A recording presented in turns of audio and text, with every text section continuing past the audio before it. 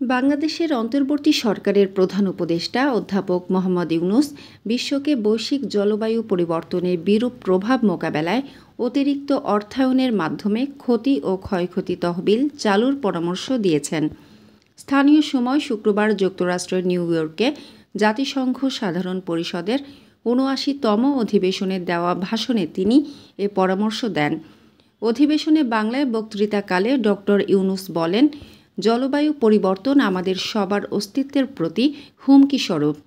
এই গ্রীষ্মের সর্বকালের রেকর্ড ভঙ্গকারী তাপপ্রবাহ আমাদের জলবায়ুজনিত পরিবর্তনের কথা স্পষ্টভাবে স্মরণ করিয়ে দিয়েছে।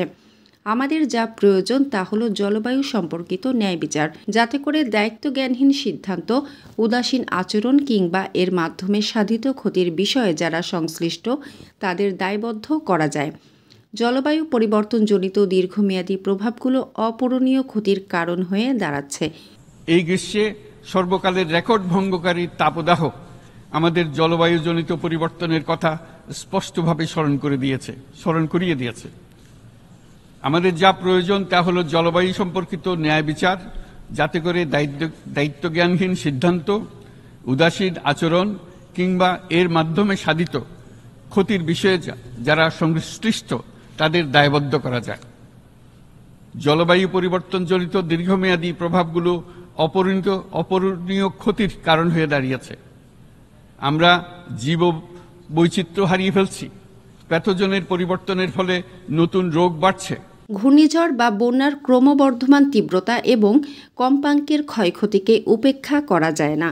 প্রধান উপদেষ্টা বলেন, ক্ষুদ্র কৃষক এবং প্রান্তিক পর্যায়ে জীবিকা অন্বেষণকারীরা জলবায়ু পরিবর্তনজনিত ঝুঁকির মুখোমুখি হচ্ছে সবচেয়ে বেশি।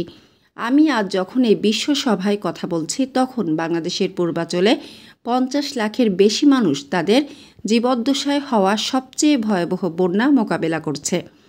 জাতিসংঘের মহাসচিব গুতেরেস আমাদের দেখিয়েছেন যে বিদ্যমান পরিক্রমা অব্যাহত থাকলে বিশ্বের গড় তাপমাত্রা ২.৭ ডিগ্রি সেলসিয়াস বৃদ্ধির দিকে অগ্রসর হচ্ছে।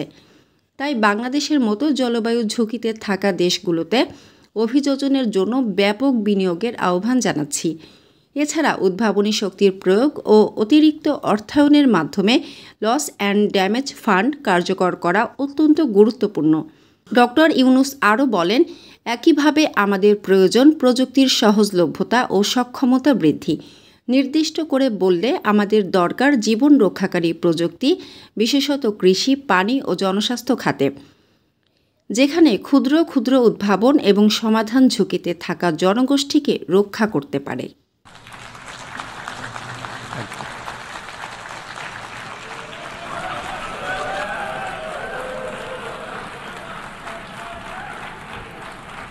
মানসম্মত হাঁস ও মুরগের চাহিদা পূরণ করতে আল আমিন হালাল লাইফ পোল্ট্রি রয়েছে আপনারই পাশে।